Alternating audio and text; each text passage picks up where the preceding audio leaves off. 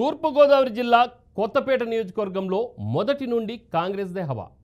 ఉమ్మడి రాష్ట్ర విభజన తర్వాత వైసీపీ హవా మొదలైంది. వైసీపీ ఆవిర్భావం తర్వాత పోటీ చేసిన 2 అసెంబ్లీ ఎన్నికల్లోనూ వైసీపీదే విజయం. కొత్తపేట రాజకీయాలను మొదటి నుంచి చీర్ల కుటుంబమే శాసిస్తోంది. టీడీపీ ఆవిర్భావం తర్వాత జరిగిన మొదటి ఎన్నికల్లో కొత్తపేట నుండి చీర్ల సోమసుందర్ రెడ్డి పోటీ చేసి గెలిచారు. ఆ తర్వాత చోటు చేసుకున్న రాజకీయ పరిణామాల నేపథ్యంలో కాంగ్రెస్లో చేరిన సోమసుందర్ 1989 ఎన్నికల్లో పోటీ చేసి గెలిచారు. తండ్రి రాజకీయ వారసత్వాన్ని కొనసాగిస్తూ 2004లో చీర్ల జగ్గిరెడ్డి కాంగ్రెస్ ఎమ్మెల్యేగా పోటీ చేసి గెలిచారు. నియోజకవర్గంలో తన తండ్రి పేరు చెప్పుకొని ఆయన చేసిన అభివృద్ధిని గుర్తు చేస్తూ వరుస విజయాలను సొంతం చేసుకున్న జగ్గిరెడ్డిపై స్పెషల్ స్టోరీ.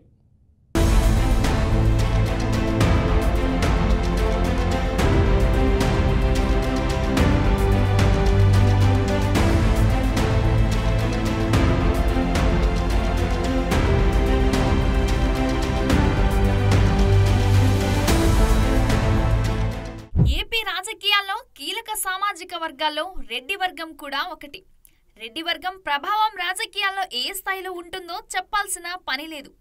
జగన్మోహన్ రెడ్డి సీఎంగా ఉన్నప్పుడు రెడ్ల హవా బాగానే కొనసాగింది. అయితే రెడ్డి వర్గం హవా కేవలం రాయలసీమ నుంచి గుంటూరు జిల్లా వరకే ఉంటుంది. కృష్ణా నుంచి శ్రీకాకుళం వరకు రెడ్డి వర్గం నేతలు పెద్దగా కనబడరు. కానీ వైసీపీ అంటే రెడ్డి హవా కాబట్టి ఉమ్మడి తూర్పుగోదావరిలో రెడ్డి నేతలు కొందరున్నారు. జగన్ హయాంలో 3 రెడ్డి నేతలు వైసీపీ నుంచి గెలిచారు.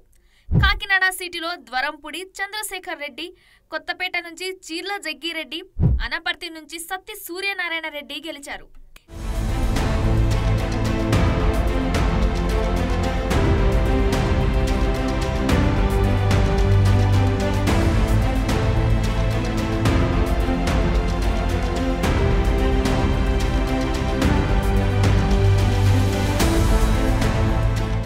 రాజకీయాల్లో గెలుపు అనేది కష్టంతో కాస్త అదృష్టం తోడైతే దక్కుతుందని చెప్పవచ్చు.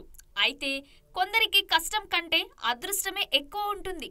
దానివల్ల గెలుపు సొంతం చేసుకోవచ్చు. కానీ ప్రతిసారి అదృష్టంతో గెలవడం కష్టం. కొత్తపేటలో వైసీపీ ఎమ్మెల్యే చీర్ల జగ్గిరెడ్డి పరిస్థితి కూడా అదే. 2004లో ఈయన కాంగ్రెస్ వైసీపీ వేవ్లో గెలిచారు. అప్పుడు కూడా సుడి కొద్దీ 2000 ఓట్లతో గెలిచి బయటపడ్డారు. 2014లో కూడా అదే లెక్క ఆయనకు కలిసొచ్చింది. కేవలం 713 ఓట్ల తేడాతో టీడీపీ నేత బండారు సత్యానందరావుపై జగ్గిరెడ్డి గెలిచారు. సరే, ఇలా 2 సార్లు లక్తో గెలిచిన ఈయనకు మూడోసారి కూడా లక్ కలిసొచ్చింది. 2019 ఎన్నికల్లో 4000 ఓట్ల తేడాతో గెలిచారు. అయితే అక్కడ జనసేనకు 35,000 ఓట్ల వరకు పడ్డాయి. అంటే ఓట్లు చీలిక జగ్గిరెడ్డికి ప్లస్ అయింది.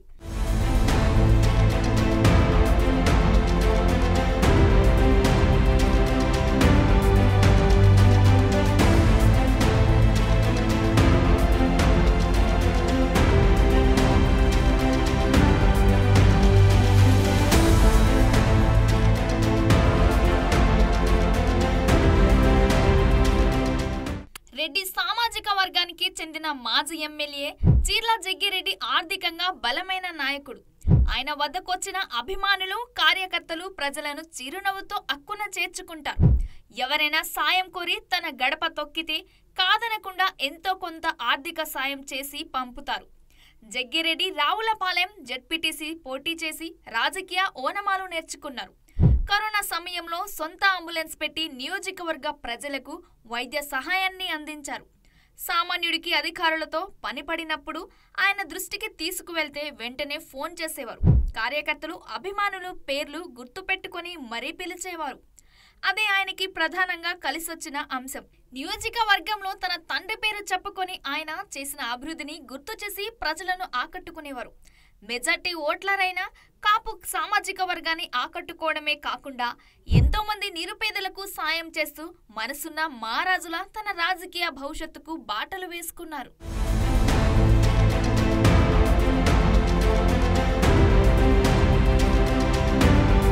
కోనసీమ జిల్లా కొత్తపేట నియోజకవర్గంలో గత ఎన్నికల్లో బండారు సత్యానందరావు, శ్రీనివాసరావు అన్నదమ్ములిద్దరూ చెరో పార్టీ నుంచి పోటీ చేయడం వైసీపీ నేతకు కలిసొచ్చింది. పార్టీ అధికారంలోకి రావడంలో ఎమ్మెల్యేకు అడ్డు అదుపు లేకుండా పోయింది. అవినీతి అక్రమాలతో వ్యతిరేకత మూటగట్టుకున్న జగ్గిరెడ్డిపై అరాచకాలపై స్పెషల్ స్టోరీ.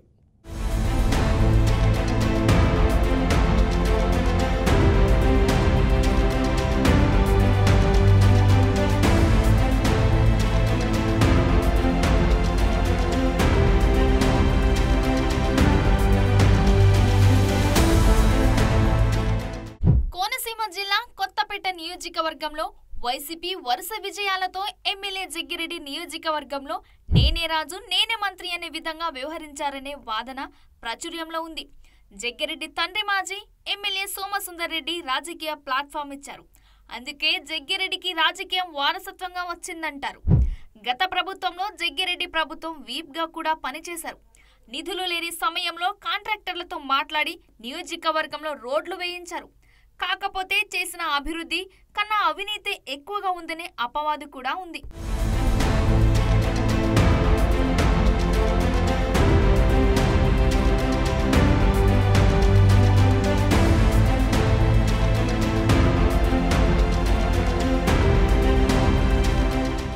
ఎమ్మెల్యే జగ్గిరెడ్డి ఓటెద్దు పోకడా వైసీపీకి మైనస్ గా మారిందని వదంతులున్నాయి.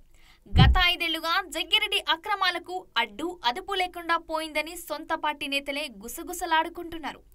అంతేకాకుండా జగ్గిరెడ్డి సొంత గ్రామంలో తిరుగుబాటు చేసిన దళితులు ఆయనను గ్రామ బహిష్కరణ చేసినట్లు ప్రకటించారు.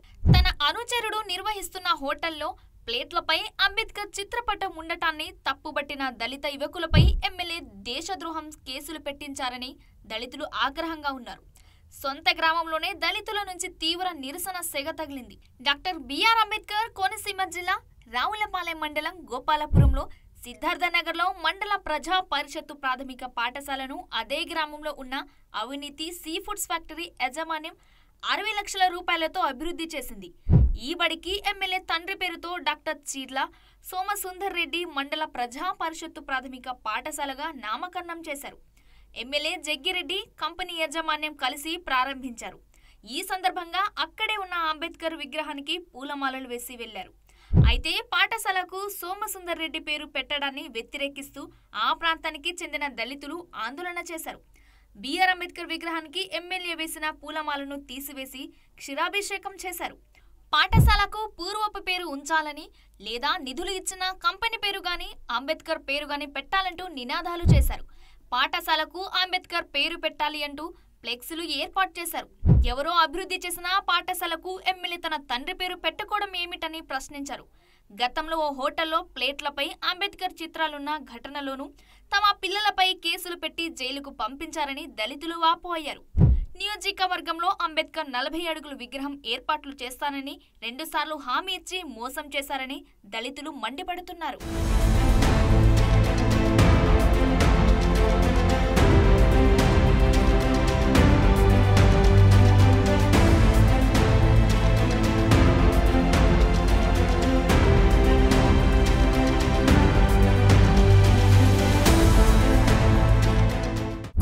నియోజకవర్గంలో జరుగుతున్న ఇసుక మట్టి అక్రమ తవ్వకాలు ఎమ్మెల్యేకు చెడ్డ పేరు తీసుకొచ్చాయని వైసీపీ కేడర్ భావిస్తుంది.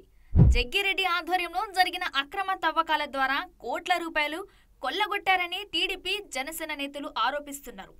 జగ్గిరెడ్డి ఇసుక అక్రమ డీల్ను టీడీపీ నేతలు బయటపెట్టడంతో నియోజకవర్గంలో కలకలం రేగింది. కొత్తపేటలో చేసిన అభివృద్ధి లేదు, పైగా అక్రమాలు పెరిగిపోవడంతోనే 2024 ఎన్నికల్లో ప్రజలు ఆయన్ని తిరస్కరించారని సొంత పార్టీ నేతలు చెప్పుకుంటున్నారు.